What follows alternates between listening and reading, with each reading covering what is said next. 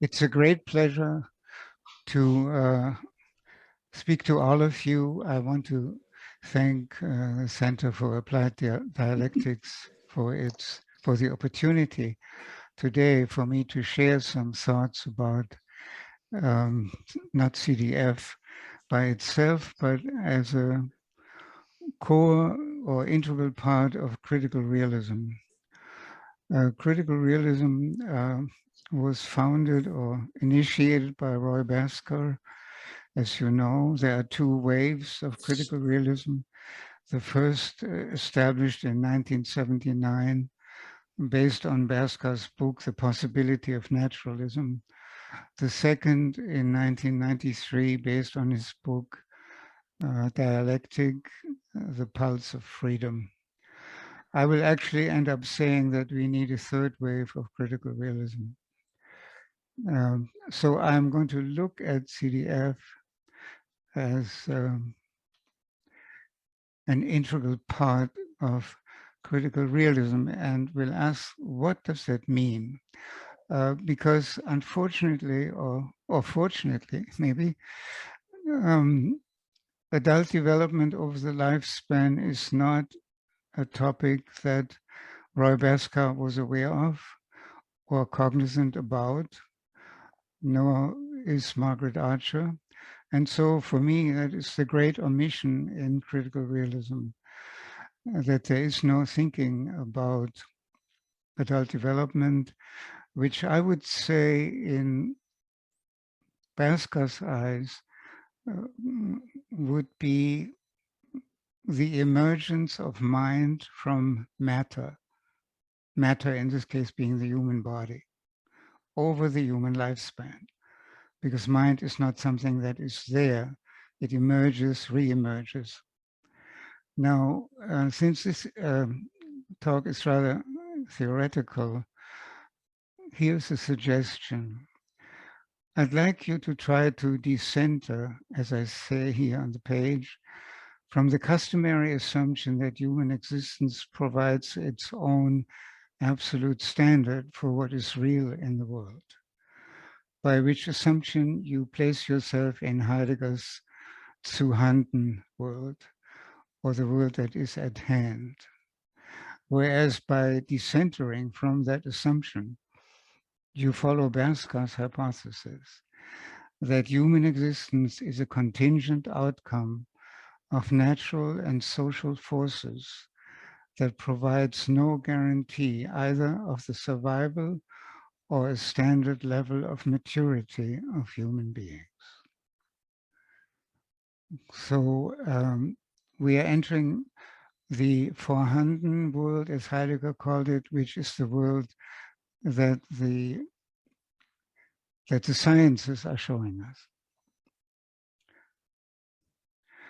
I will speak about my intent. I will give an introduction to social ontology.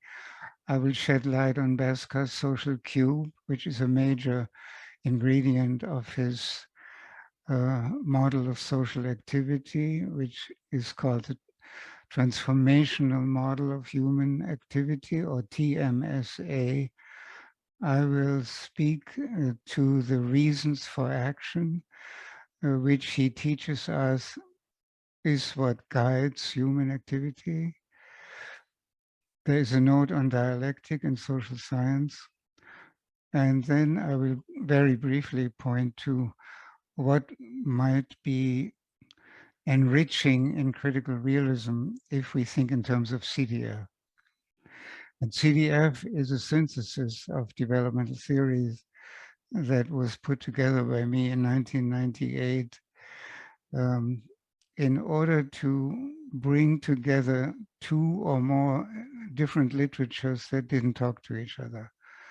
The social emotional research of Keegan, the dialectical thinking research of Michael Basichis, who I have the honor to speak to today, and psychological theories. And it is these three profiles, as I call it, that CDF provides a framework for connecting. And the connection of these profiles is the focus of work with CDF. So up to now, I would say adult developmental research has been treated as a standalone scientific discipline, unconnected to how society reproduces and transforms itself, which I think is a mistake. So, and this is in contrast, or if we come from Baska, we would be very much concerned about what social sciences are, do, how they are structured, how they are connected to the natural sciences, and we would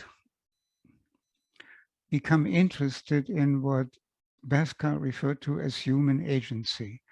Human agency is a total abstraction, and I think CDF is a way to fill this abstraction with some new content that you don't find in Baska or Margaret Archer. Baska was always asking how something is possible. So he was asking, how is social science possible? And that means he was asking, what must the real world be like for a science of it to be possible? And we could ask the same questions about developmental sciences. You know, what must adult development be like for us to develop a science of it? So human agency holds a central place in Baska's social ontology.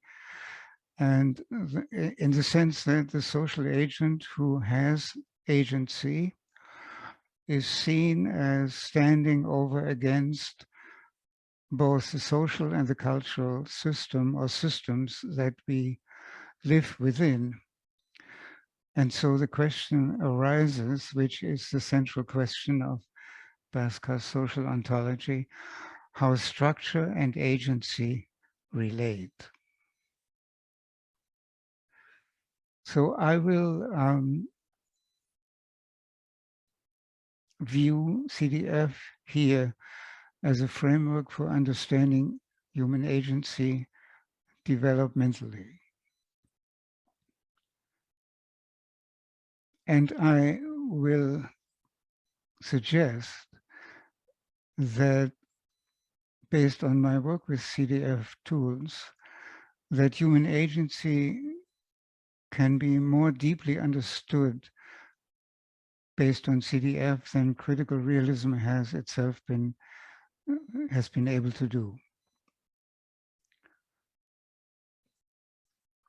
This also then has to do with looking at Baska's melt dialectic in contrast to Kohlberg school dialectic of Michael Bassage's and myself. Here's my concept map for this talk. I look at adult development over the lifespan as an integral part of the reproduction and transformation of society. And I view the developmental profiles that we put together in CDF, either based on interview or questionnaire, as a basis for understanding people's internal conversations. We make a distinction between people's external and internal conversations, saying with Margaret Archer that as human beings, we are always in conversation with ourselves. And there is no letting up on that. And I will try to show how that is important for how human beings encounter society and culture, how they act in that environment, and eventually, or essentially, how they inform human agency. We all knew that thought precedes action. So if we speak about and think about human agency, we imply there is something behind or underneath human agency, which I'm suggesting here are people's internal conversation, which, by the way, is what we're trying to bring to the surface in CDF interviews and indirectly also in questionnaires. I will talk very little about cultural systems here and only a little bit about the social matrix in terms of organizations that I view as attempts to coordinate reasons for action. My main focus will be human agency.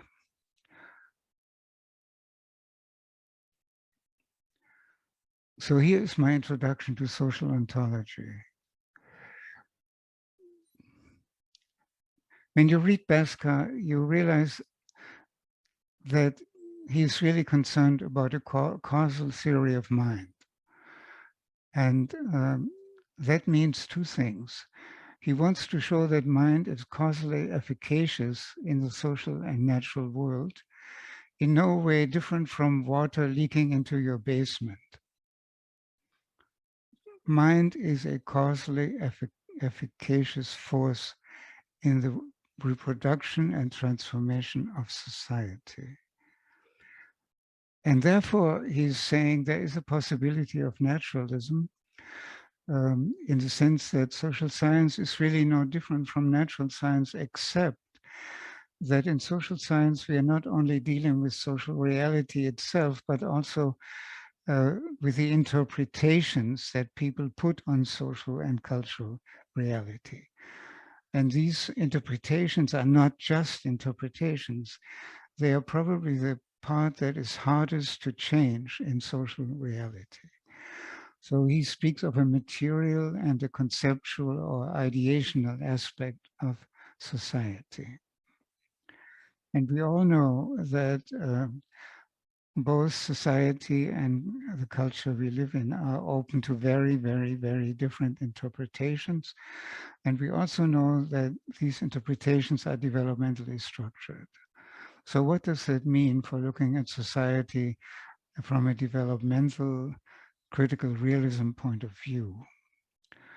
In 2003, Margaret Archer proposed the term of internal conversations and researched them in terms of their content and drew very interesting conclusions from them. I have spoken of internal dialogue in my teaching and writing for a long time, so I feel very happy about that concept.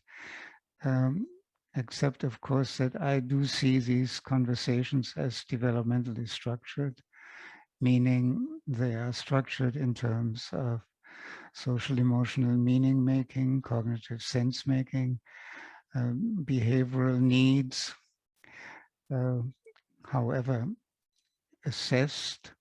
And I think today that one could probably add a fourth profile or dimension to CDF if only we had more empirical knowledge about it, that I would call the spiritual profile of a person.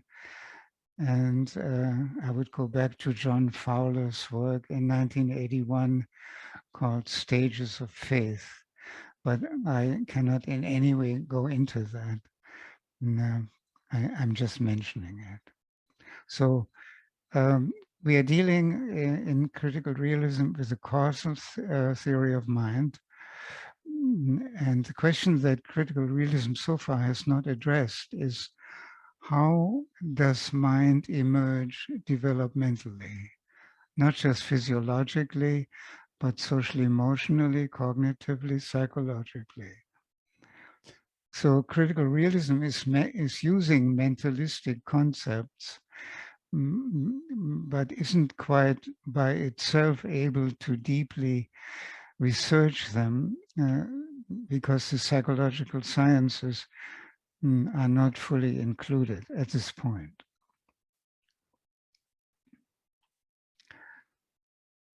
I need to introduce you to Laske's model of social transformation, which is essentially saying people are not constructing society.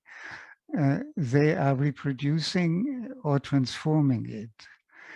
And society into which they are thrown and develop themselves, and by doing so also develop society, reproducing or transforming it, Society is the ever-present condition as well as the continually reproduced outcome of human agency. Society doesn't really exist before you begin to act. It is only in your launching a work or life project that in your actions to do so, you are encountering society. You are encountering culture. So we are not looking at society as this humongous monster sitting uh, sitting above us or underneath us. No, we trigger society and we are triggered by society. So it's a totally dialectical process. As I said or implied, Bhaskar has little to say about the internal structure of human agency. For him and Bhaskar, for him and Archer, human agency is defined by what they call reflexivity. But that's a very impoverished definition because reflexivity means nothing but the fact that Homo sapiens has the ability to refer to previous mental states. But in human agency, much, much more is involved than referring to previous mental states. So I would say CDF shows how social actors generate and execute reasons for action based on their developmentally structured internal conversations, and thereby causally co-determine the ways in which society reproduces and transforms itself, and thereby also transform themselves as persons.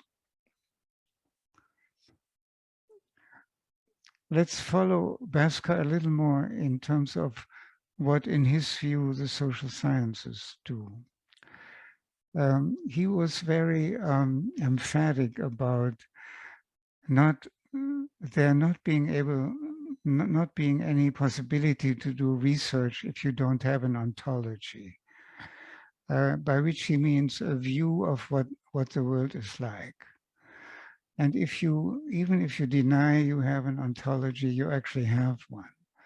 So it's much more honest and effective to be aware of one's own ontology, whether it's positivistic or hermeneutic or a mix of the two or whatever. But in every sentence you speak, when you speak about something, you are speaking about the world out there, and you imply that you have an ontology. Otherwise, you would have to be silent. You couldn't say anything about the world and not even about yourself. Now, Bhaskar developed this argument from his critique of David Hume and his positivistic followers, who hypothesized that the world consists of, or the world the sciences are concerned with, consists of conjunctions of events that are shaped by laws.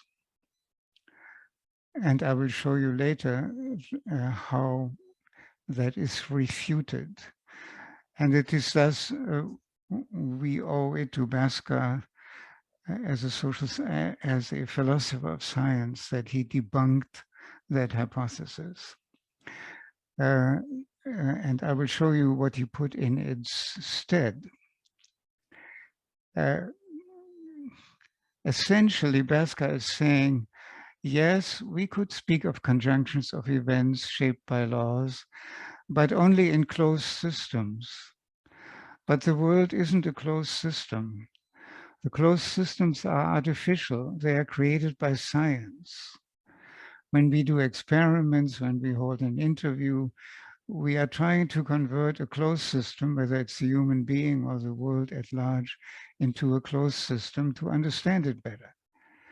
But we cannot therefore claim that the world consists of closed systems. In fact, the fact that it does is a great headache for consultants and teachers and all of us, because organizations are largely closed systems and we are trying to make them into open systems. So that is the argument that the world, meaning this nature and society, are open systems, and therefore we cannot follow the positivistic approach to science. We have to consider that approach as flawed. And what do we put instead?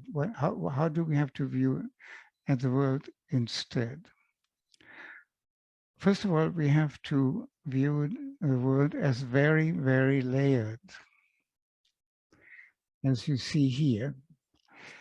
And we have to distinguish, according to Baska, 3 dimensions: the real world, the actual world, and the empirical world. It is in the hidden real world that we find the generative mechanisms by which what we experience as events or non-events and entities is created. So generative mechanisms in the real domain structure what we encounter as the world, and they also constrain our activities in the world. So our activities are constrained by structures in this hidden level, at the same time that we, in our actions, reproduce these mechanisms and change them. So we are in a feedback loop with them. And in our scientific work, we try to understand them better and better. So what we know about adult development right now is a historically transitory point or state of insight into what meaning making, sense making, and other psychological states may be. Because these developmental structures, they are living in the hidden real domain. And we are only trying by way of our scientific work to approach them in the actual domain by interviewing people, by making observations, by developing theories. So our scientific enterprises are part of the social actions of society. And what we come up with as insights are social products. Now, so the empiric domain is really the tip of the iceberg. So we need to look at the world, according to Baska, like this. There are not 2 dimensions, namely actualities and experiences, but three dimensions. Now, the constant conjunctions of events, they are here in the middle, but they are themselves generated by generative mechanisms. And so these mechanisms pervade not only the real world, but the actual world and the empirical world. So therefore, 2 mistakes have to be named. Actualism. Actualism is in total contrast or contradiction to Baska's ontology, because it is, and so it is unacceptable to him because it assumes there are no generative mechanisms. There are only states of affair. And we can locate causes and effects only at the level of events and entities, which in his view are generated or caused by generative mechanisms. And empiricism is even worse in Baska's eyes because it denies the reality of generative mechanisms and introduces actualities to experiences. So this is the framework in which I will continue to speak about CDF. I see generative developmental structures as located in the upper or actually the lowest level here. And Baska refers to them as intransitive. Intransitive means independent of human action and thinking. So all sciences are concerned with intransitive objects, including the social sciences. Now let's look at human activity within social ontology. First of all, we can look at critical realism as an ontological model of how social systems work, which, as we have heard, stand in a reciprocal relationship with human activities.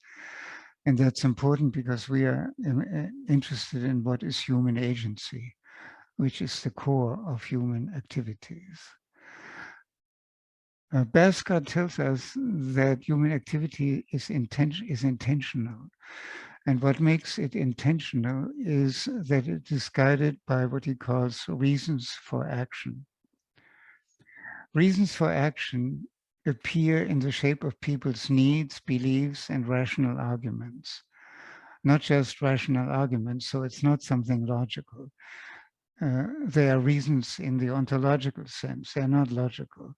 They may be beliefs, they may be needs, they may turn up as rational arguments, which actually then could hide beliefs and needs that are actually at play.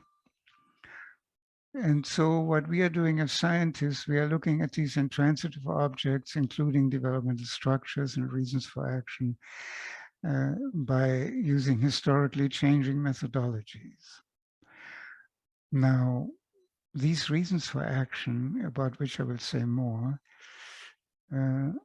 epistemically, in terms of what people know about them, unfortunately, they are mostly unknown to social actors who have them. We do not know the reasons for action that we act upon. We think we do. We make rational arguments about them, but in most cases they derive from our needs, intrinsic needs, psychological needs, external needs, like we have to eat, or we need to make income or whatever. So in CDF, I think we are actually trying to find out what the reasons for action are that social actors have without knowing they have them. That's why we are asking, what are the social emotional components of reasons for action for this person? What are the cognitive components of the reasons for action a person has? And I will give you an example later from a recent assessment of mine. And the reason why we don't really know our reasons for action too well is that, according to Basker, mind is decentered from consciousness. Mind is not equal to consciousness or rationality. So we have to take that into account. So we don't understand completely ourselves, our actions, our reasons for action. I'm always reminded of Goethe's saying, der Handelnde ist immer gewissenlos. Those who act are always without conscience. So the question in CDF, I think, is what is the developmental structure of reasons for action that people have? Now here we come to what is the central problem from Margaret Archer, a student and successor of Basker, who is asking, how do structure and agency relate? And she answers, yes, they relate. They're in constant relationship, intrinsic even, by way of internal conversations. And from CDF, we would say, okay, we can accept that because we know a lot about internal conversations. We know about meaning making, we know about sense making or cognitive development. However, the issue here is that critical realism does not tell us how reasons for action emerge over the lifespan, nor what specific forms they take in people and how they can be coordinated and coached. And that's what we are interested in. So for critical realism, reasons for action are a stipulation, a mere stipulation, as is, as I will show later, Bhaskara's melt dialectic. So there's something missing, which I think CDF can supply, among other things. There may be other sources of enriching critical realism, I would hope so. But I'm talking here about what I think CDF could contribute to enriching and developing critical realism further. So the basic question we don't get an answer from critical realism is how do reasons for action emerge over the human lifespan? Second, what forms do they take in specific projects, life projects, work projects? And third, how can they be coordinated and coached? And that's what many of us are concerned about. I don't think I have the time to go into these questions here that I have marked in red. But I want to just pick out one of them. We are told by Bhaskara that human agency is neither fully determined by society or by nature. And in that sense, there is some residual freedom that humans have. But it is not clear from reading Bhaskara in what way the reasons for actions he talks about as guiding human activity safeguard that freedom that people have, that residual freedom. Bhaskara also doesn't give an answer to in what sense does human agency encounter social and cultural systems differently at different levels of maturity of reasons for action. And thirdly, we don't really know what is the more than metaphorical meaning of saying, as Archer does, bridging structure and agency. What is this bridging? How is what we know about adult development over the lifespan determinative of this bridging?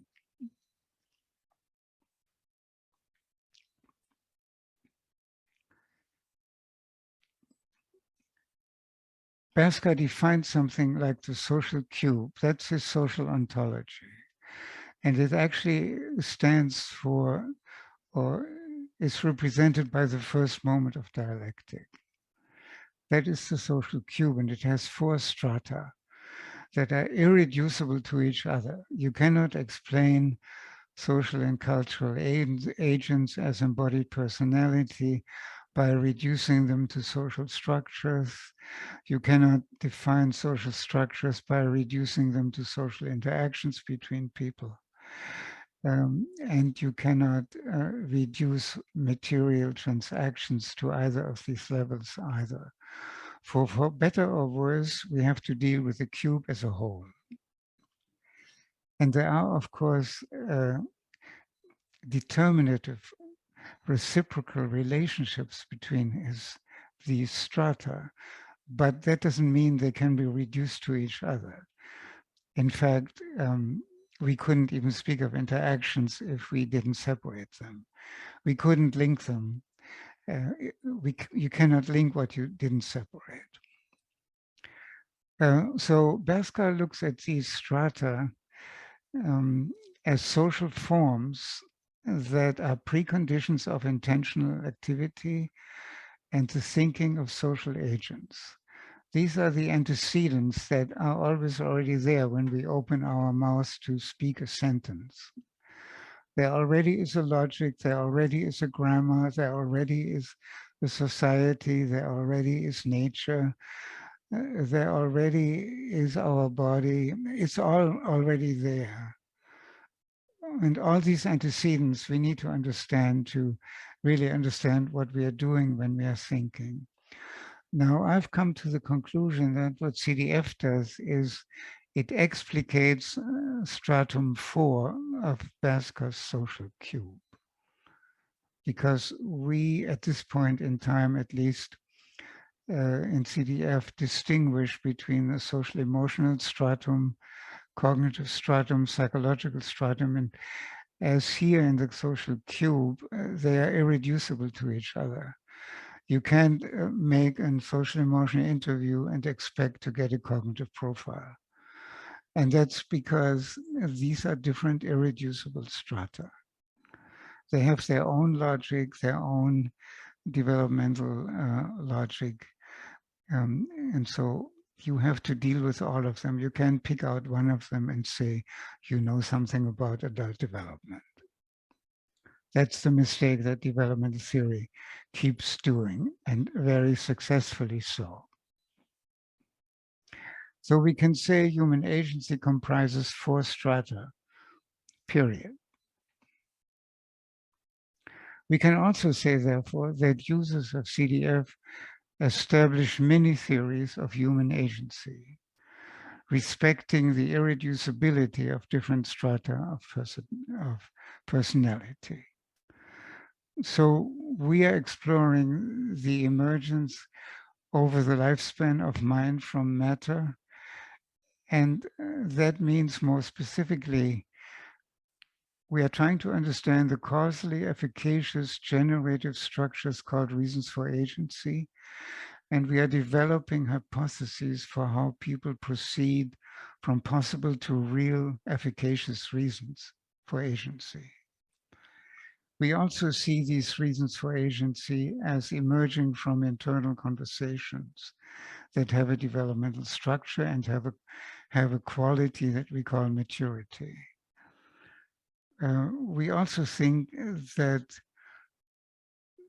what people say is of the utmost importance for what they do and make, and that it precedes what they that what they think precedes what they say and do and make. So there are many theories of human agency. Now there are 2 major topics. One is theoretical. What are the causal effects of what people say on what they do and make, which I think is more important than decide, for the sake of reproducing or transforming social and cultural reality.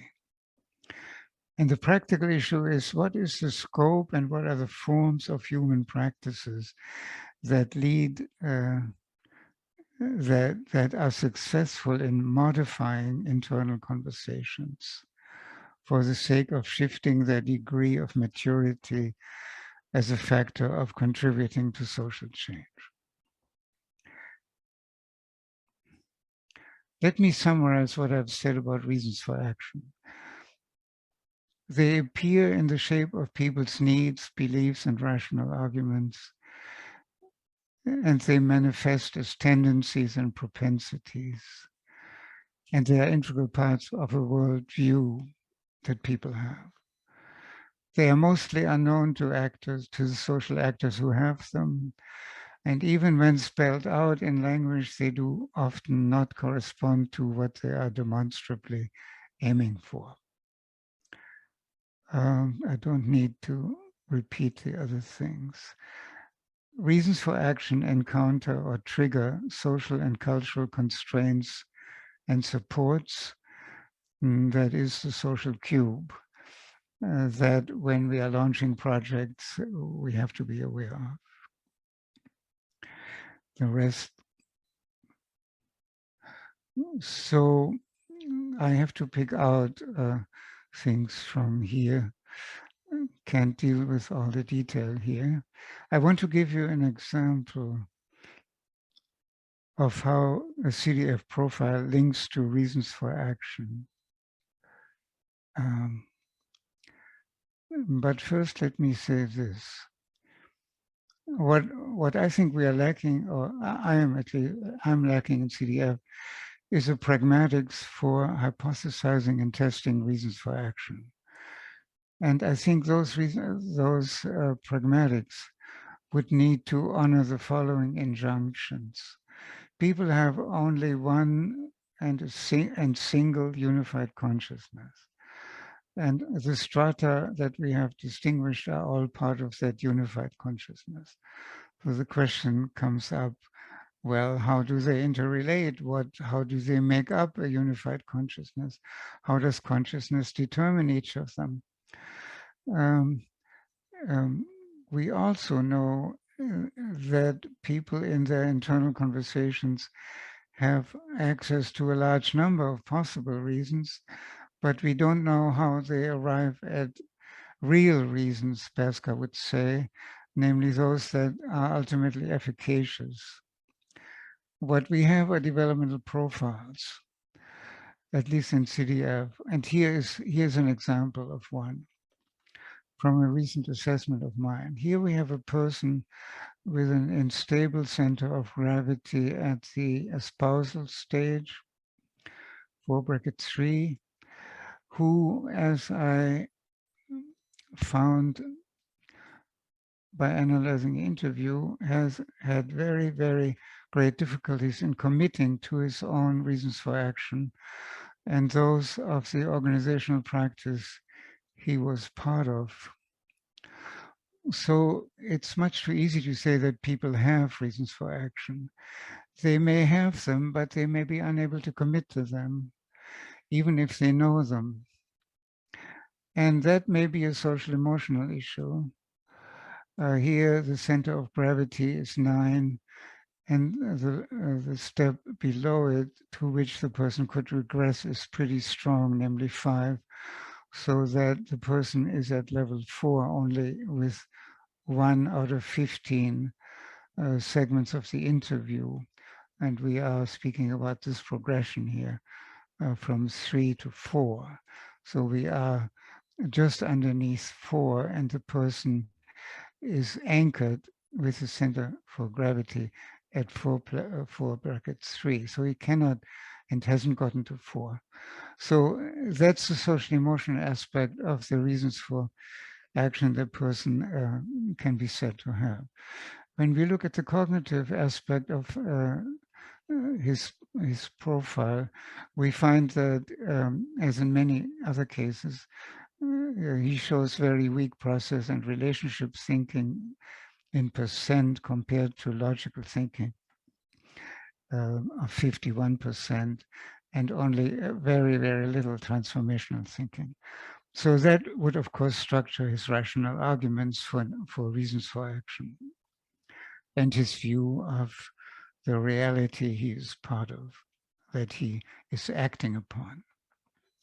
And then there are behavioral indexes like the effectiveness index that shows low effectiveness in harnessing his own agency and a high distortion of what his external environment is like.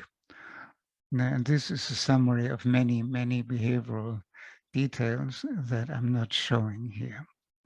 So if you have a profile, a CDF profile like this of a person, you know where he or she is at the present time regarding his social emotional meaning making and his cognitive sense making and his behavioral whereabouts. You can, I think, hypothesize reasons for action or the absence of such reasons or the difficulty to commit to them.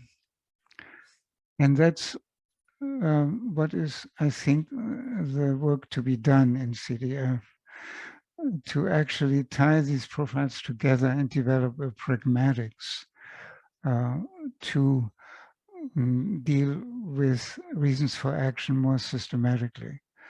Because we are not dealing with individual profiles when we deal with people. We only deal with a single consciousness and we deal with their reasons for action.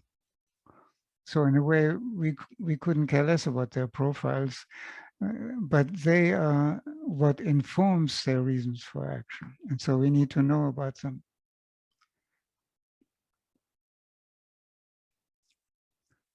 I think may have to skip this and go to dialectic here.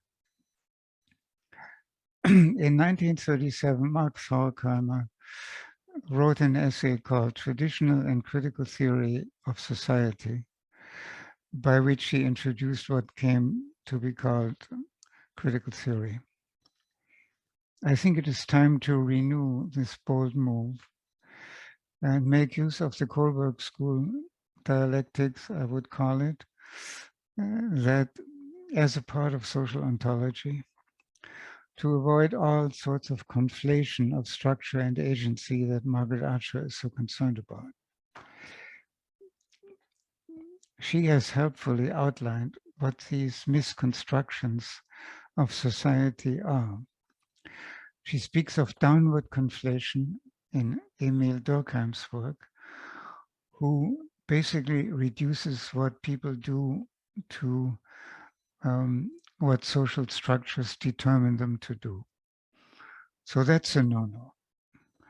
Another no-no is upward conflation, sponsored by Max Weber, who more or less reduces social structures to human agency. Then there is central conflation. The Frankfurt School, my alma mater, including Habermas, which tells us that there is a reciprocal relationship between structure and agency. That's another no-no. And Margaret Archer's solution to this is what she calls dual analysis, which I cannot in any way go into detail about here, except to say that what she means is that to understand how human agency interacts with structure, we have to keep structure and agency apart initially and investigate what the structures were that impinged on a human action or the action of a human class or group, and then look at the action and also look at the intermediate time period that has elapsed between the structure taking effect and the action taking effect. Because all of this is in real time and place, and so it's constantly moving. And her work is about that topic of what is dual analysis. I'm not speaking here about how CDF figures into that. I'm just making you aware of these attempts to avoid misconstruing the relationship between structure and agency, because I'm speaking of dialectic. Basker's dialectic is also called MELD, M-E-L-E-D. First moment, second edge, third level, fourth dimension. I call Basker's dialectic stipulatory and even a closed system, because for him it was a way to associate each moment with a privileged level of social reality. Enduring social structures was 1M, person and self was 2E, interpersonal relations was 3L, and interaction with nature and society was 4D, and there are his 4 moments of dialectic. And all he says about them is that there is a precedence relation, that 2E presupposes 1M, that 3L presupposes 2E and 1M, and that 4D presupposes all the 3. But that's all he says about them. So there is no interaction really between them, as in the epistemic dialectic of Michael Basich's and myself. I think Basker's main idea was implicitly referring to human thinking, that we are always at risk of being very, very one-sided, sticking to one particular perspective instead of having a broader view. So if you if you are in 1M, what you want to do, you want to go to 2E, you want to go to 3L, you want to go to 4D. And so in all of these moments, you want to go to other moments outwardly. You want to move away from the privileged level which you are thinking thinking in at the moment, to a new perspectives for the sake of completeness. Because the ultimate error in dialectics is incompleteness, reduction of whole to part. So that's what dialectic is for. Now, epistemic dialectic is going to step much further, that most of you know a lot about, in that we have developed schemata and thought forms and have associated them with these 4 moments, so that we can move or think or point to movements in thought, a wonderful notion coined by Michael Basich. We can point to movements in thought within each of these moments and between them. And that is what dialectic is, at least the way we teach it. Thought forms or schemata are details or aspects of the first moment, the second, the third, the fourth, and we move between and among them, as well as going outside of each moment and moving to other moments. And if you listen to an interview, you listen to how a person does that in real time, and you record and score that. I don't think I have time for this. So let me just say to the end here. I want to end in this way. I think Basker's conceptualization of the reproduction and transformation of society is flawed on account of his neglect of adult development over the lifespan as a core ingredient of human agency and of societal change. I think that he misses an important set of adult developmental generative structures in the dimension of the real, of intentional activity, and the reasons for action, that is characteristics of social agent at stratum 4 of the social cube. I think that due to this omission, the relationships that define the intrinsic and reciprocal relationships between the 4 strata of the social cube, by which I mean these, are oversimplified. And so is his notion of how society reproduces and transforms itself. I also think that his melt dialectic lacks the acknowledgement that the root of epistemic dialectic is found in stratum 4 of the social cube. And this lack hinders him and Margaret Archer, I think, from formulating a sophisticated theory of human agency and cultural systems, and from understanding the relationship between social and cultural systems more deeply. Therefore, I think that the insights from CDF have the potential to enrich critical realism in the direction of the following desiderata: a deeper notion of human agency, a deeper notion of cultural system, a deeper understanding of the interaction between social and cultural systems, a better understanding of people's impact, of the impact of people's internal conversations on cultural, not just social systems. And Margaret Archer has very little to say about the impact of internal conversations on cultural systems. For her, culture is this logical system of ideas, and that's all it is. And lastly, a better grounding, theoretical grounding of managing position practices like organizations within the social matrix of society.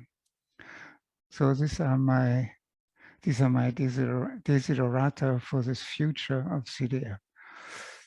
Thank you. I'm sorry to have thrown so many concepts at you. I did give you a concept map to feel less guilty.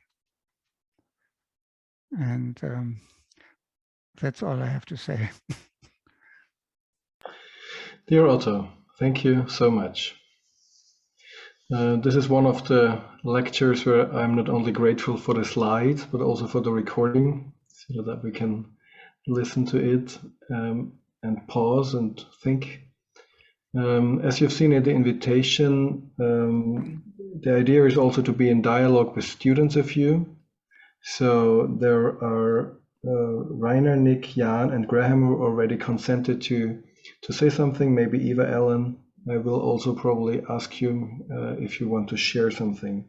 I would recommend that we collect the different statements of your students, and then afterwards you comment on them. Jan, do you want to start?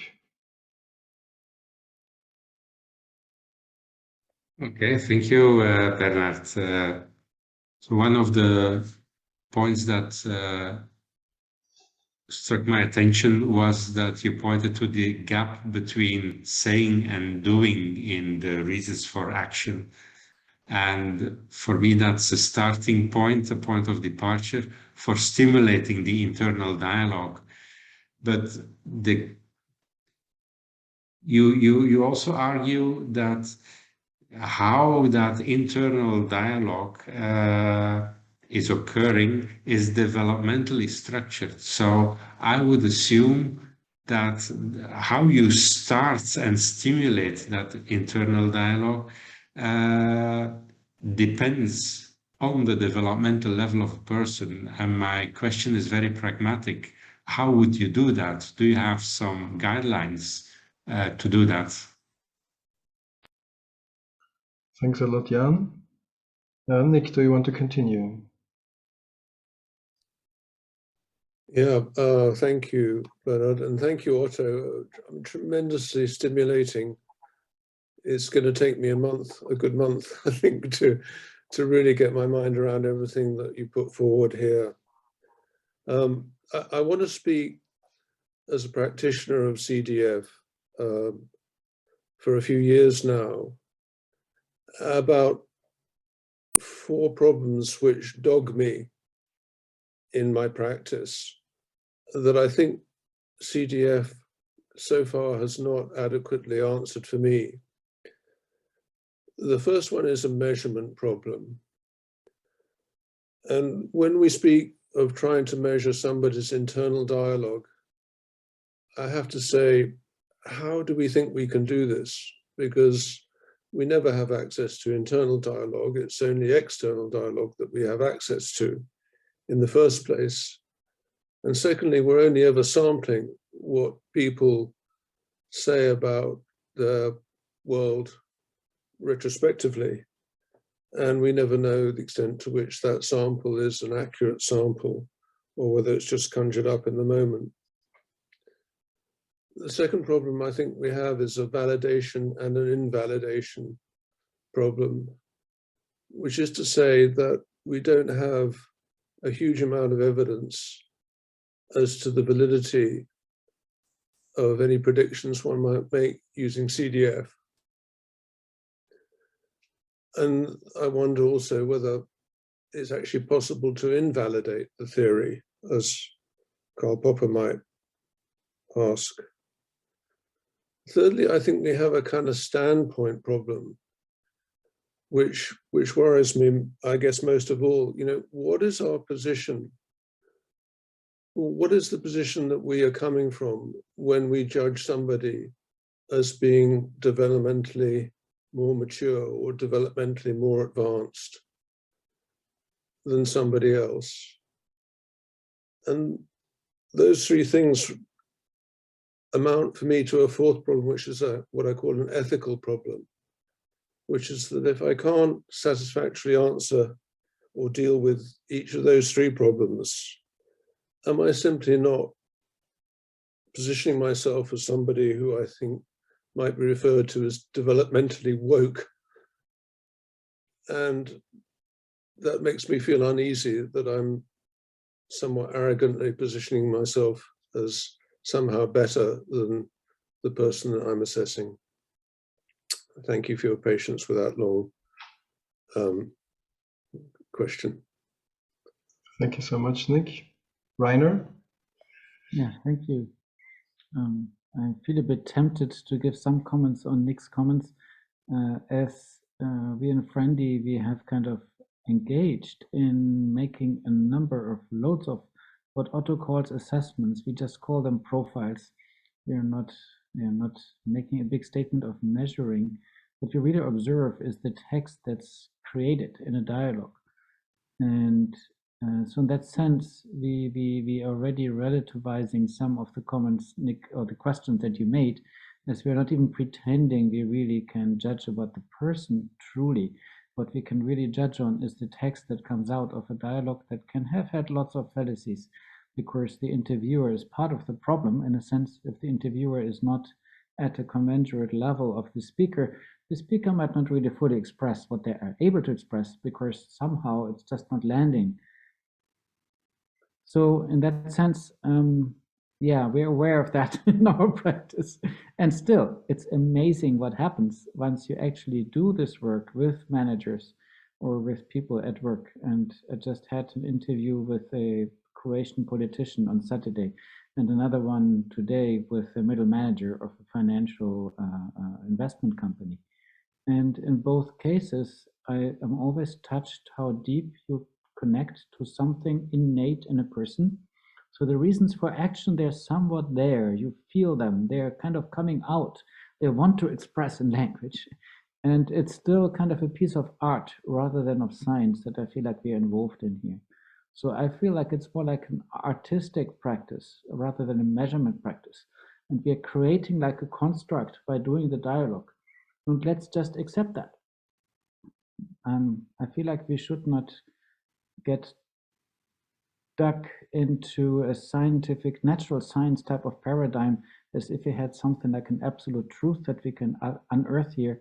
But I feel like there is a connection that establishes in our dialogical practice with the people that generates a piece of life that has its own beauty in itself and can be seen, can be analyzed, can be measured in the dimensions of the CDF.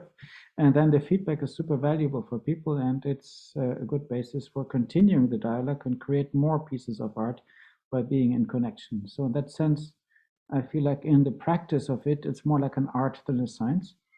And that doesn't mean all the studies of deep scientific thinking that goes into it is not valid.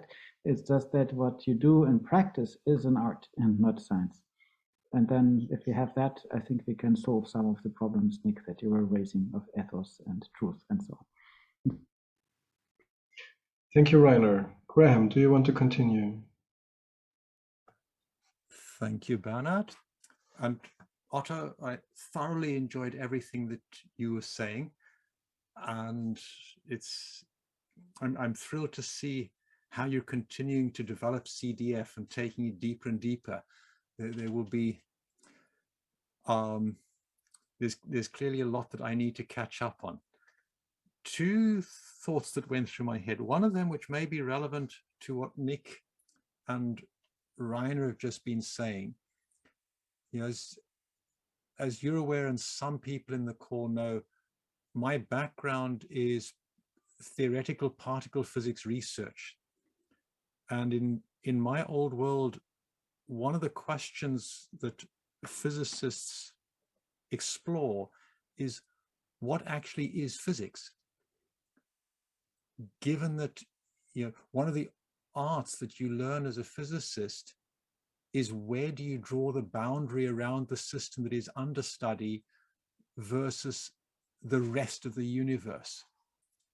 And part of what that leads to is the paradigm that I subscribe to, which is that physics is the study of what we can say about what is, rather than the study of what is. And that's very much recognizing that the big focus of a physicist is to quantify ignorance. What is it that we don't fully understand? Where is the range where something might lie? rather than to actually study what is. So the first question that I would put to you is, what I've just said, that physics and hence all of the natural sciences are the study of what we can say about what is rather than what actually is. How does that connect with your 3 domains? And then the second question I have is, you're familiar with the 6 strata, the ecosystem of systems and interactions in my book, from the inner individual system through to the global economic and social systems. And I would be curious to hear any comments you may have linking that more explicitly to what you've just been talking about. Thank you, Bernard. Thank you, Graham. Ellen Snow, do you want to share, talk? Just briefly, I'm finding the reasons for action a very useful or apparently useful concept. I'm in touch, or have been since COVID, with 2 or 3 other coaching schools in the US and Europe. And the difficulty is that there's almost no cognitive discussion or input. It's all social emotional. And one of the ways that I've found to allow people to be heard and to possibly hear themselves for the first time is to get at these internal conversations. But it's extremely difficult. But I think that something as plausible as reasonable reasons for action will be a very useful lever to get people who are totally unfamiliar and have no desire to go and learn about stages of adult development at all. Particularly in the US, they seem to be closed to that aspect of human development. So I'm very interested in what you said, and I think it's going to be a very useful tool. Thank you. Thank you so much. Otto, you have written a lot while your students were speaking. We were curious about your response. Let me start by going back to what Nick and Rainer was saying. I would say to you, Nick, that the issues of measurement, validation, standpoint, and the implied ethics dimension are no different in any other social science than in CDF. We are working in the sciences. I think we are working with historically made transitory methods that we believe in today and will be outmoded tomorrow. And whatever methods we use, they will have the same drawbacks that you were pointing to.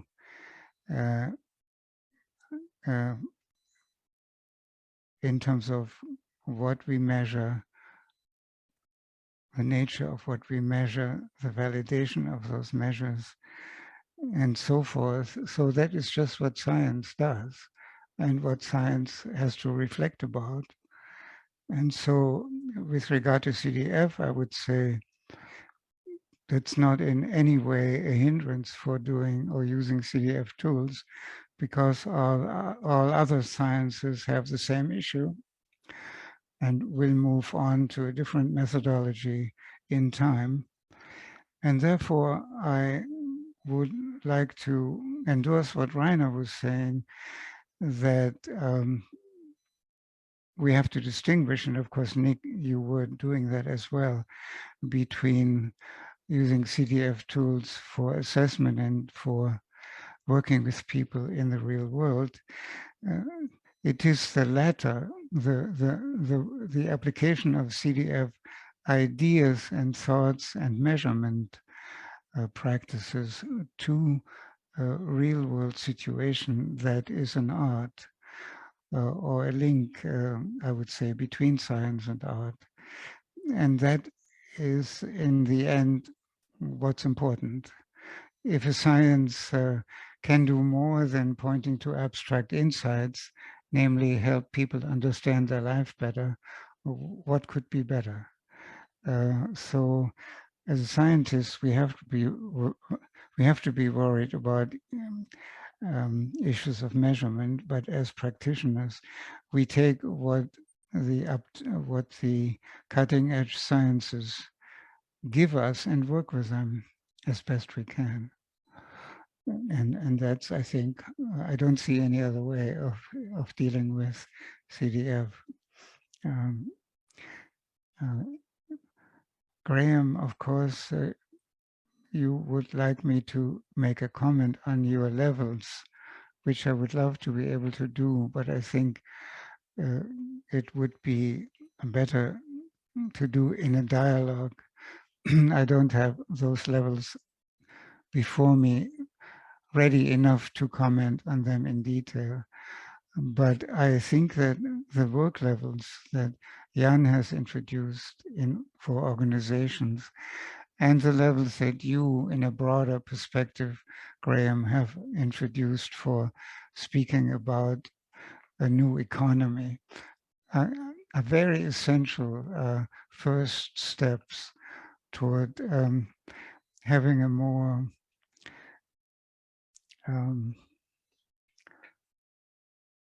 research-based practice in organizations and in the social world than we now have. In my view, the social sciences are totally immature at this point. It's not even clear what social reality is. That's actually an issue of the philosophy of social sciences. What does the term social mean? We are at the very beginning of a social science that even begins to be comparable with the natural sciences. And CDF is part of this infancy. So I wouldn't expect CDF to be ahead of the social sciences in their infancy as they are now. And so I think Bhaska's work is of humongous importance because he was the first to ask, is a social science possible? And what would it look like? And what is different between a social science and a natural science? And he told us that it is the interpretations that people make of the social reality they are in that are part of the social reality we are trying to understand. And, you know, if you are a consultant, you have experienced that when you go into a team and you understand how a team thinks or how people in the team think, you are meeting not just with thinking, you are meeting with social reality. Because how they think is part of social reality. And that's the most difficult to change. Anything outside of how people think, I think may be much easier to change in social reality than how they think about it.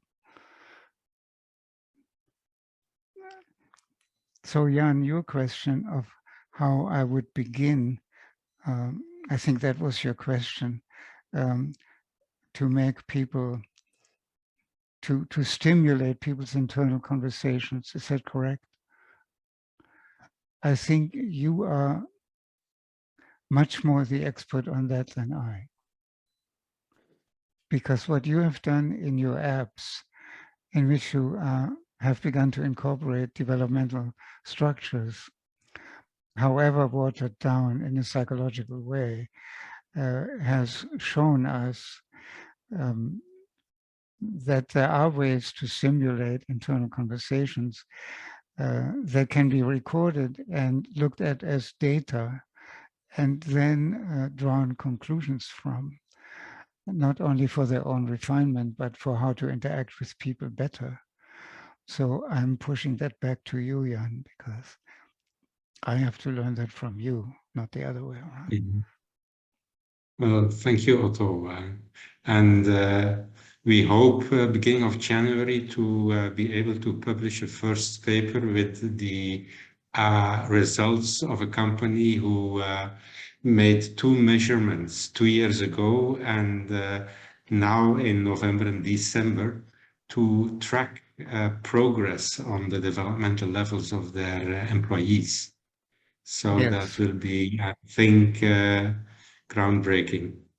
It is longitudinal work in the developmental sciences, which is terribly either underrated or not non-existent. And as we all know, development in the sense that Keegan and others have taught us, is not something that happens within a year. So if we have no longitudinal studies, we basically have only snapshots that we call profiles. And we don't know anything about how they develop over time, and therefore also not how they relate to each other over time. And that's what I meant by social sciences being in their infancy. We need longitudinal studies, and not many people who want to pay for them. All right, Rainer? Well, we have a funding from the European Union that allows us to do some longitudinal study, but mainly because we are paid by a very beneficial donor who's very large and is happy to fund many things. Yes. But it's typically people are happy with one profile and then they go to the next career move, and that's it. So that the direct application of a profile is some here and now. Although people take stock of a long life that has brought them to that Yes. point. But Yes. then you're ready to be in a more scientific attitude and see over another 2-3 years what happened. That's another thing. So one needs to install like continuous measurement systems that have a reason for them to be used ongoingly, Yes. like for applying for new jobs or something like that, or for going to learning programs and so on, so that people can have a reason to update their profile themselves. Yes. And so Yes. they need to break down into apps and have people kind of do sort of very reduced, short-handed measurements. And that's something we are also developing. We call it story matching, people relating to stories that have some meaning-making content. So we can have a hunch of their development, but it's by far not as precise as really having an interview and looking into the thinking and so on. Yes. But so what we need in the CDF community is a better way to establish longitudinal studies and to exchange insights about them. And that kind of framework is presently non-existent. And I'm hoping that this can happen in the future. I mean, that was my initial plan in IDM, to have my students and myself begin to develop such a framework of research projects that nourish and nurture each other. But I never was in a position to assemble a team and work with a team over 10 or more years. So IDM is still in its infancy, and that's something that Card and Eva, that Card can do something about. We need exchange of ideas, not only about snapshot profiles now, but longitudinal research and the application of such research to working in organizations and institutions. And you are all invited to become part of this community and do this work more than some of us can do it. Yes, but also you we together published practices of dynamic collaboration, and the first step is to weave developmental practices in organizational practices. And a second step is making the measurement very affordable, as long as it is linked to extensive interviewing. It becomes a very costly process, and then Yes. companies need to have even more reasons to repeat it. Yes. And well, I see in my practice that if you lower the threshold of measurement, it makes it easier to weave certain things in organizational practices and start the longitudinal follow-up of how Yes. profiles develop in relationship to organizational practices that you change. Exactly, Jan. Yes, yes. I think that the present difficulty that consultants like you have in applying developmental thinking to work in organizations, or by work, I would say we're looking at some socialized, condensed, I mean, what are social organizational practices? They are schemata for socializing and coordinating reasons for action, right? Mm-hmm. And Yeah. the little we know about reasons for action is one impediment. The other impediment is that organizations today, in my view, are structured according to positivistic theories of management of human resources, all of which are closed systems. And so it takes an enormous effort to translate developmental thinking into organizational practices, as you are more aware of than many other people, because we have no mapping between psychological, sociological, and organizational ways of thinking. And the management sciences have always, no, I shouldn't say always, the management sciences, aren't they completely separate from social sciences? They are on a completely different wavelength.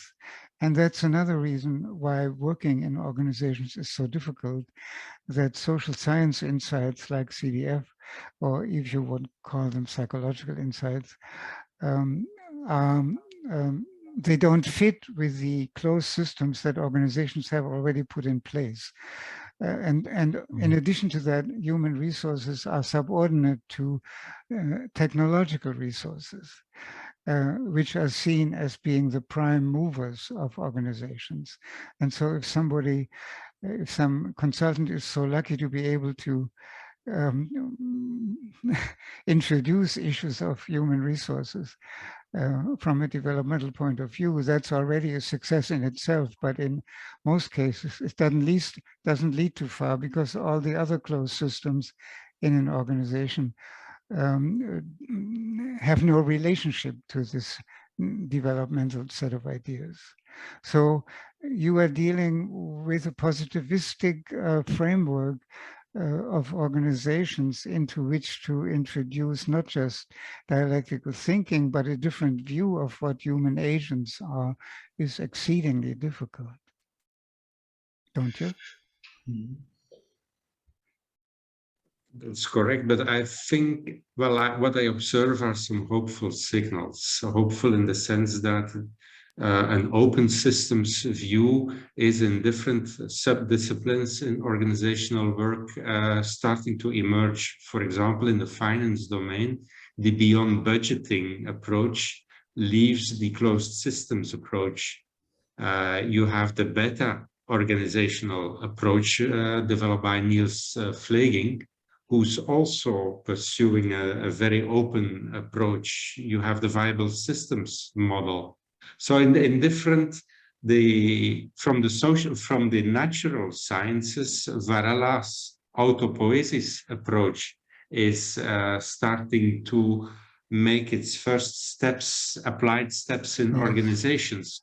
So let's not be blind for what is emerging, and reinforce each other in identifying that what is emerging, and have a dialogue on how we can build on it and integrate it in a kind of overarching CDF movement. Yeah, thank you. I would come back to the huge importance of the distinction Bascom made between open and closed systems. And that his whole ontology is based on moving away from closed systems and saying you cannot understand either nature or society by identifying the closed systems you are fabricating in your laboratories by what is going on in the real world. And when you now, Jan, speak of emerging, there being the emerging open systems in society itself, then I couldn't agree more that that is really also the crux of working with CDF. That the human beings we work with are open systems, and the measurements we make of them are incorrect, of course, because we have closed down the open into a closed system. And so what we have ended up with are scores. We are scores. I mean, that's a closed system, right? And now we are using scores and trying to open our insight based on those scores to open systems that we work in, and we are ourselves an open system any second of our life. So yes, I think to be aware of these emerging open systems and to be aware before that even of the absolute difference between open and closed systems is so important, because closed systems are social products. We are making them, and then we are aching over getting rid of them. And that's what society and transformation of society is about, or seems to be about. So we are standing in our own way. We think that the best way to change society is to create more closed systems. And then we begin to see that, no, that's not the case. They are standing in our way. So we are constantly stepping on our own toes.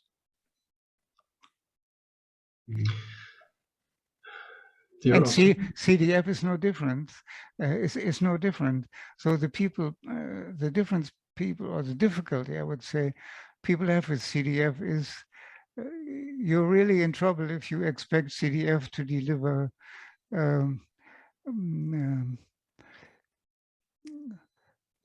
totally validated, immediately applicable snapshots of people that you can act upon. You have to develop not only compassion with the people you use CDF tools with and on, you have to become more subtle in your understanding of what a CDF outcome or profile means, that it is in a way a guidance for action. It is a reason for action or a set of reasons for action to deal with people, nothing more. So, and it's an art to take such a profile you have worked on for 6 or 7 months and are proud of having established, that when you go back to your client to give them feedback, that is a total achievement, I would say, but you increasingly learn how difficult it is to do so, and how you have to take what you have reached or understood about the person with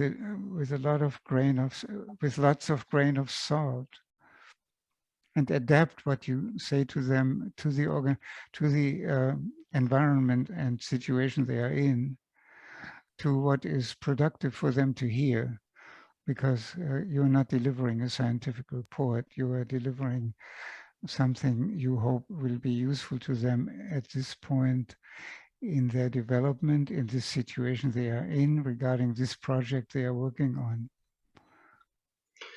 Thank you so much. We are way beyond the 90 minutes. I recommend that we are kind of flowing into the more informal part. Michael, please.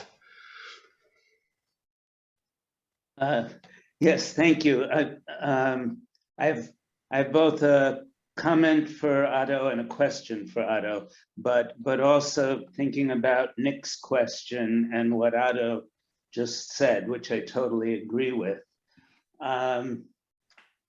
One of the things that I did learn from Habermas that I valued is that there is a difference between empirical analytic science, historical hermeneutic science, and critical science, which is aimed at transforming society, and that there are criteria of validation and invalidation that are appropriate for each of those types of science.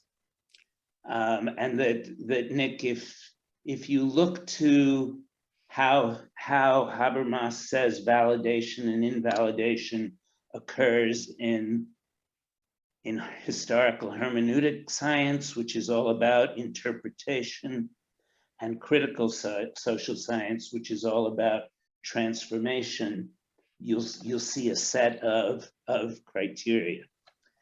Now, my comment to Otto and also to Nick, Otto, you and I have had a number of conversations about Laske, and I've continued some of those conversations with Nick. And I have to say today, for the first time, I really see the point. As you said, dialectics is concerned with completeness and not leaving something out. And the work you put into the slides and the presentation today have, for the first time, enabled me to see, what is left out if we ignore Laske. And I thank you for that. It was a real transformational moment for me to see that clearly. Oh, thank you, Michael.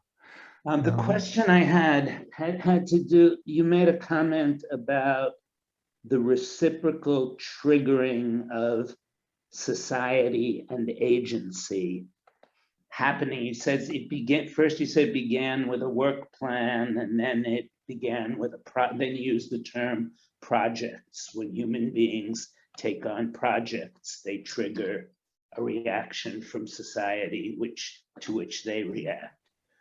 I'm wondering, it seems to me that when a very young child starts to act on his environment, that also triggers a response from society and from the parents as representatives of society. Yes. Since in most recent collaboration, we're working with a group of Russians who have spent a lot of time studying preschool children and their own dialectical capacities. Would you agree that this dynamic starts very early on? Well, absolutely. Absolutely. It's true for any human agent at whatever age or state of development. Okay, thank you. Yeah, and it's of course incredibly, it's very interesting work that you do that I would love to know more about. Nobody has begun to think about, or I shouldn't say that, I should say I'm not aware of people who have begun to think about social ontology for child education. And maybe be happy in another conversation to talk to you about that. Yes. Thank you very much. Thank you, Michael. I'm so glad you are here. Various people were nodding, so maybe somebody wants to speak to his own or her own nodding, or raise a question, make a comment. I want to thank you all for coming and for engaging with this topic of human agency. It is a total abstraction, but I've put I've tried to put as much flesh on it as I can, which I think goes beyond what critical realism at this point offers us. And so if that is what you take home from today, then I think I have been successful. I think we owe it ourselves, as Laske said in my presence, even to be honest about the ontology we are having. We cannot escape the need to have one.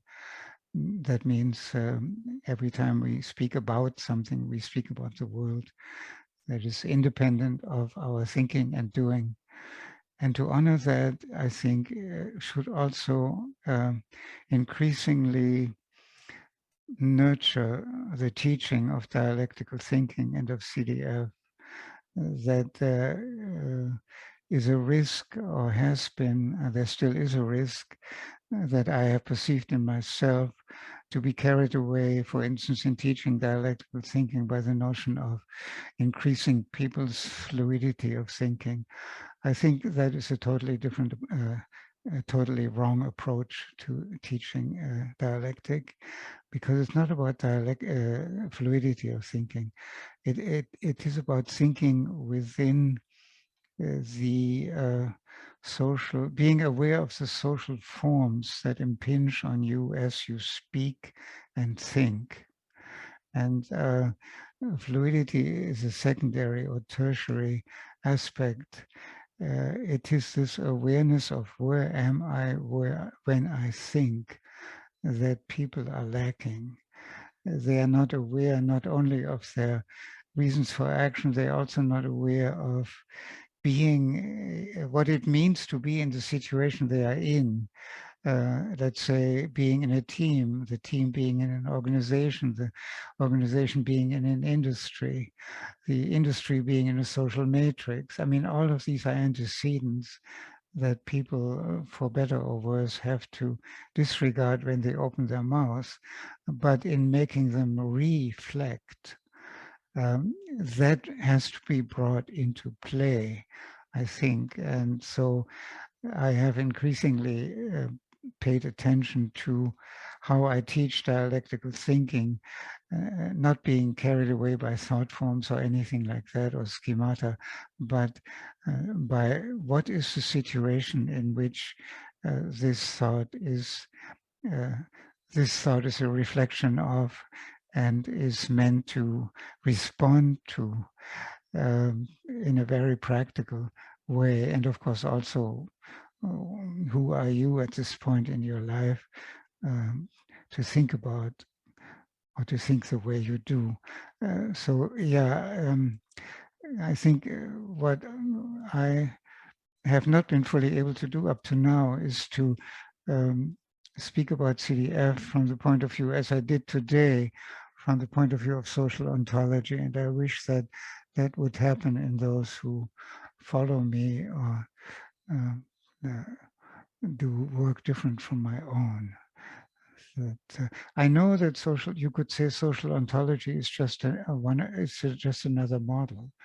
Yeah, it is just another model, and the world is full of models, but I think there's more to it than being a model. And then the question becomes, how good a model is it, and what do we, I think that's the main issue, not it's just a model, but how good a model is it that we can learn from it doing what we do better. It's very pragmatic. Please. For me, one of the other unanswered questions about your presentation is, we may acknowledge that we make assumptions about social reality and material reality, but when we're studying the people's thinking or their reasons for action, and when we're trying to develop models of that, like the CDF system, are we operating in that domain of the underlying reality, or are we developing more tools for making sense of the actual reality? I think we can be aware that we're making assumptions about the underlying reality, but as Nick's questions brought out, when we propose these frameworks, we're not mapping that. We are guiding, as you said, Otto, our interactions with that social reality. We're creating guides or frames for how we interact. So, Michael, with society, yeah. and Are you saying, Michael, it seems impossible for us as actors to be fully aware of the societal surround that we are in, or are you are you saying we seem to always end up producing more tools that have to do with our own way of thinking rather than being realistic about where we are in the social context, something like that? Yes, so when we're doing this research on adult development, Yes. Oh we're yes. doing the same thing that other model makers Yes. make, including what Graham was saying about physics. Yes. We're looking at questions of what can we model and what are the limits of our models. Yes. That was part of your response to Nick. So it may be, while it's useful to not neglect that we have an ontology, Right. that we're dealing with the realm of epistemology when Yes. we are creating, when we're doing research in adult development. Yes. We are trying, yes. we're talking about how we can know our own social record to act. Yes. Which is not Yes. investigating the reality in itself and its structure. That's the old mistake with the Yes. positivists. Yes. Yes. Thank you. Yes. As Pesca always, as Pesca used to say, we are overreached by being. We are overreached by being, and we are so thoroughly. I think we, at least I speak of myself. You know, I come from critical theory, and there we were. When I left, when I made my dissertation with Adorno, I really thought I had the world in my pocket because I knew concepts and I knew models, you could say. But it was a total error. It took me 80 or 70 years or more to rid myself of the error that I really understood the world. And so the influence of models and concepts on our actions is often a hindrance for us to be effective, or at least aware of what we are doing. Mm-hmm. And this awareness of models impinging on us is, I think, an awareness of the social reality we are part of. When, as I tried to say before, when you encounter people you work with and the way they think, you are encountering social reality itself, namely the hardest part of it, that is the hardest part that can be, the part that is hardest to change. You can change the social reality like an organization. Well, it's hard to express. I'm just saying, for a long time I was thinking, oh, you know, the way these people think that I'm dealing with, I have to try to change that. But I think it's an error to look at it that way, because I was not realizing that I was encountering social reality that is very, very, very hard to change. People have a good reason for thinking the way they do. They didn't invent the way they do. They just internalized how others think, how they were taught to think. And so to get them to go beyond that is very, very hard. And I think Hegel would say the hardest thing in the world. There is one question in the chat that isn't fully answered, I think. It's the question, is there a paper, a book, a text of you about the limits of developmental sciences? Oh, yes, yes. No, there isn't, but I can entertain some thoughts about that in brief. I think that what is now called the developmental sciences is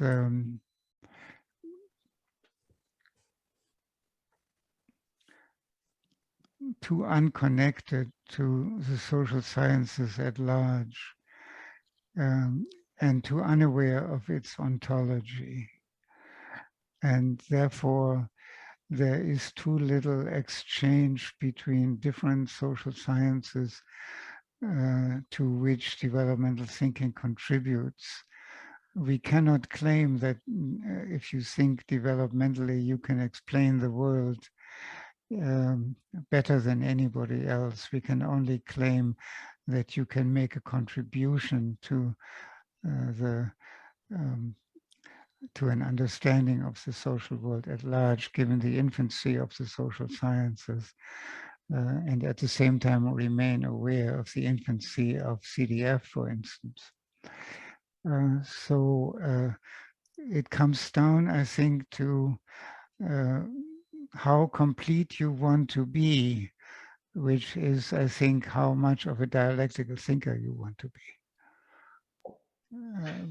Because as Michael confirmed or insisted upon, it is about, dialectical thinking is about completeness, and stepping out from the moment of dialectic you are into the other moments that are open to you, realizing that you are limited, that you are being reductive, that you do not see the big picture. It's as simple as that. Thank you, Otto. And so the limits of dialectical, of developmental thinking lie in a lack of awareness of developmental researchers that what they are producing or dealing with is incomplete, and that they need the help of other social sciences and even maybe natural sciences to understand what they are dealing with. Thank you, Otto. Graham, please. Thank you. Just wanted to express my appreciation for the conversation and, in fact, for what you've just been saying, Otto, in that it reinforces what Jack and I wrote in the appendix of our book, where we say that it's time for economics to be fundamentally reinvented as a theory, and in particular to build economics around the idea that each individual on the planet, 7.9 billion people, is experiencing their own internal reality.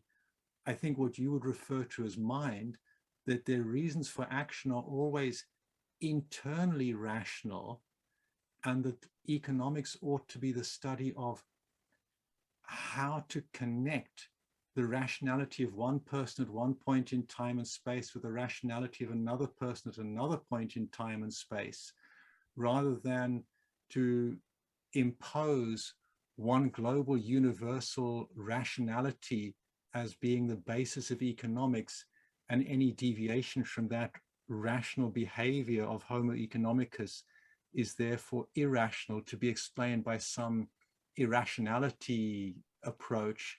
Yes. You know, I think that this has a few decades of research in it to really integrate the different social sciences and natural sciences in a way that really brings it together.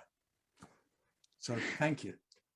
Yeah, Graham, you know, I think that Bhaskar is right in saying that reasons for action are nothing logical, that they can be equated with rational arguments, that they come out of needs, intrinsic psychological needs, external social needs, and